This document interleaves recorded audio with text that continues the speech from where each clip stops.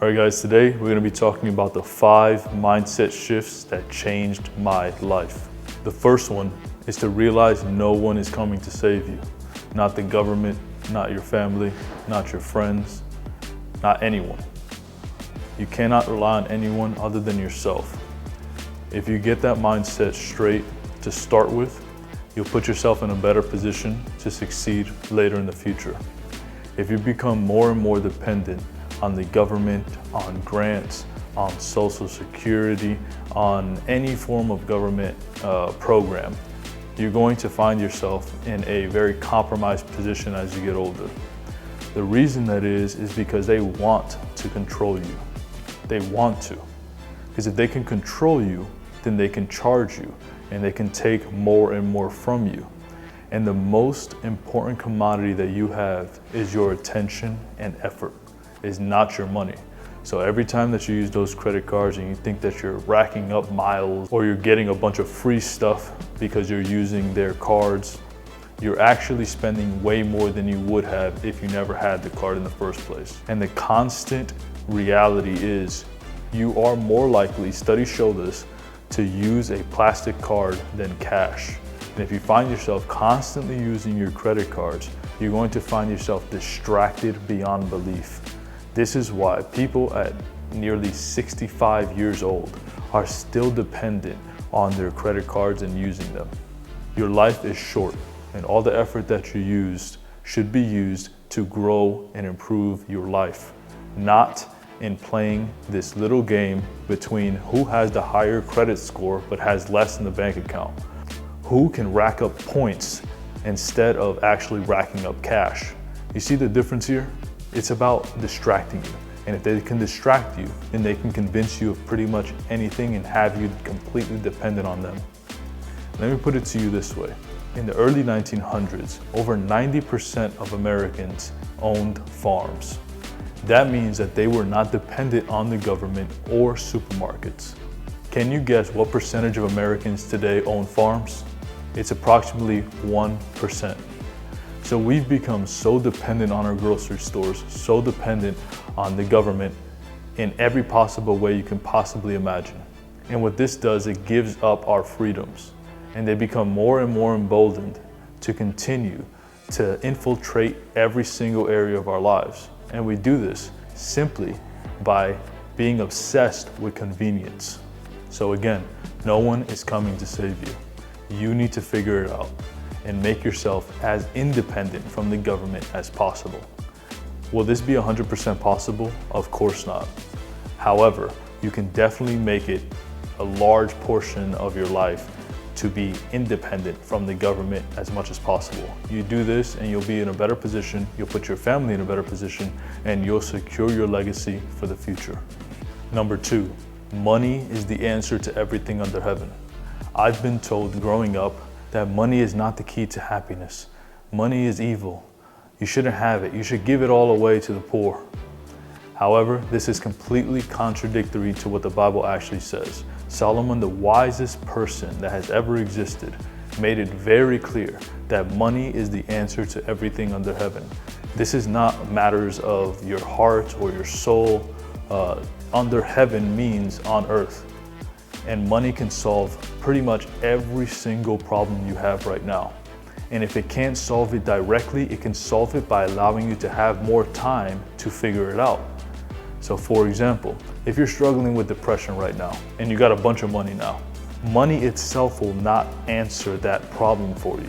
However, money can make it so that you now have more time to address those issues, whether you go to a practical therapist, not most of the therapists that are out today, which make you feel worse and have you talking about your feelings and wallowing them. I'm referring to actually changing your life. And you do that by getting a high quality, practical therapist. And how do you pay for that therapist? With money. So money is the answer to everything under heaven. I know most people will not agree with that, but that's fine. I'm telling you this because it helped me tremendously. I was able to change my life, move states, move my family across states, move my business, do all of these things, and it took a lot of money.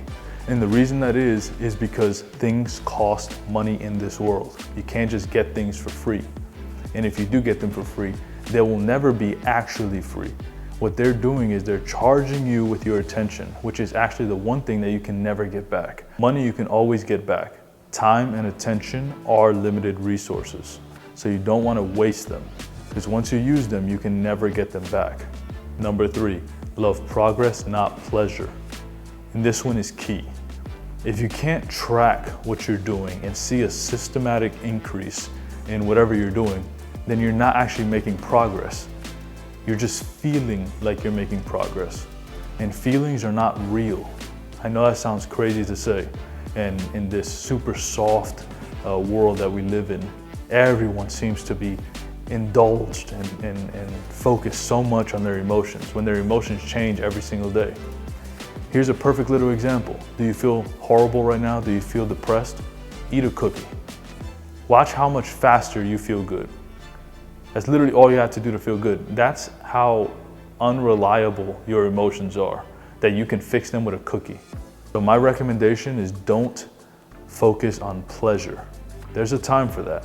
However, I believe 90% of your time should be used to tracking progress. For example, I'm in sales. I've done over 500, maybe even 600 sales calls at this point. I can track with almost absolute certainty that for every 3 people I talk to, 1 of them will buy my program. And I did that through repeatedly increasing and improving my sales pitch and closing abilities.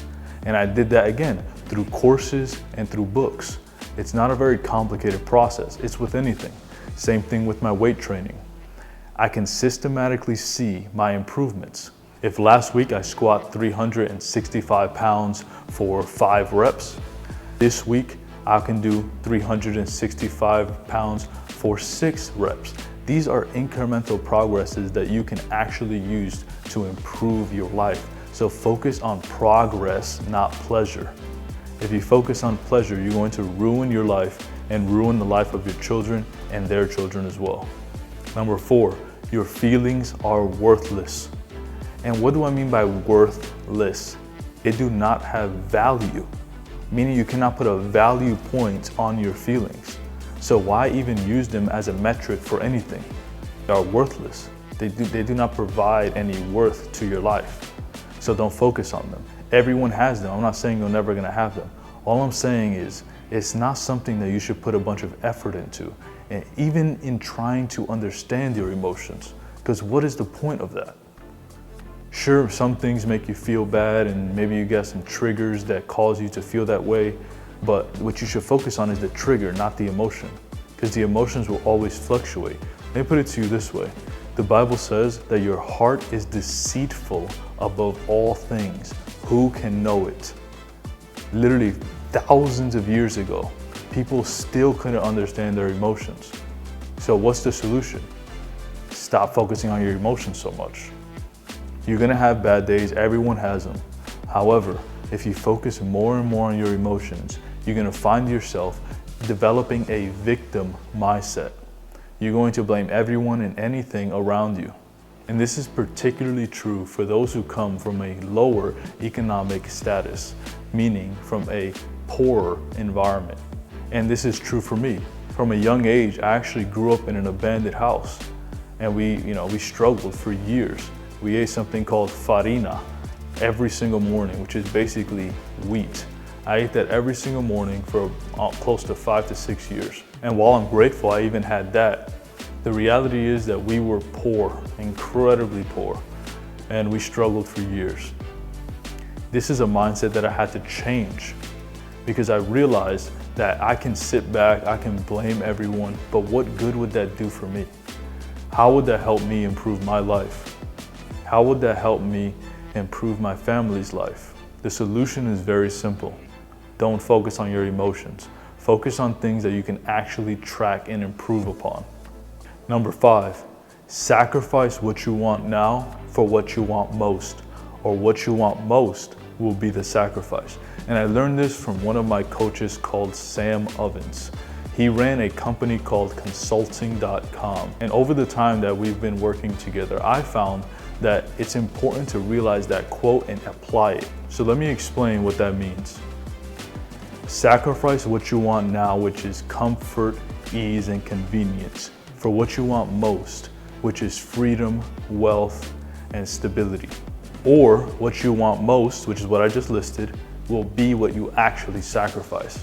The time you have on this earth is limited, so you can't waste it doing things that don't get you the end result that you care most about.